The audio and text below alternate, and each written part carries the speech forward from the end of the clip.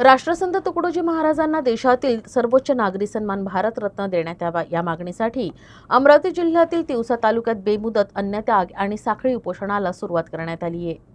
अमरावती जिल्ह्यातील तिवसा तहसील कार्यालय परिसरात राष्ट्रसंत तुकडोजी महाराजांना भारतरत्न देण्याच्या मागणीसाठी बेमुदत अन्नत्याग आणि साखळी उपोषण आंदोलन सुरू करण्यात आले आहे। क्रांती दिनाचा औचित्य साधत गुरुदेव भक्तांच्या नेतृत्वाखाली क्रांती ज्योत आणि मशाल पेटवून आंदोलनाला सुरुवात करण्यात आली। यावेळी राष्ट्रसंतांना भारतरत्न एकच लक्ष्य असा निर्धार आंदोलकांकडून व्यक्त करण्यात आला। राष्ट्रसंत तुकडोजी महाराजांचं सामाजिक प्रबोधन, ग्रामविकास आणि समाजसेवेतील योगदान लक्षात घेता त्यांना देशाचा सर्वोच्च नागरी सन्मान भारतरत्न देण्यात यावा अशी मागणी आंदोलकांनी केली आहे। भारतरत्न देण्याची अधिकृत घोषणा होईपर्यंत हे आंदोलन मागे घेणार नसल्याचा इशाराही आंदोलकांनी दिला आहे।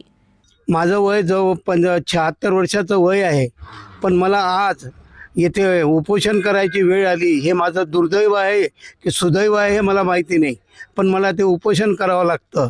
त्यामुळं मला या गोष्टीचं दुःख आहे। आजपर्यंत या शासनाने राष्ट्रसंतांना भारतरत्न पुरस्कार का दिला नाही, द्यायला होता पण दिला नाही। यानंतर आता लगेच शासनाने लवकरात लवकर केंद्र सरकारने निर्णय घ्यावा। समजा निर्णय जर घेतला नाही केंद्र शासनाने तर आम्ही आत्मदानासारखा खतरनाक पवित्रा उचलू आणि भारतरत्न पुरस्कारासाठी वाटेल ते करण्यासाठी आम्ही तयार आहोत।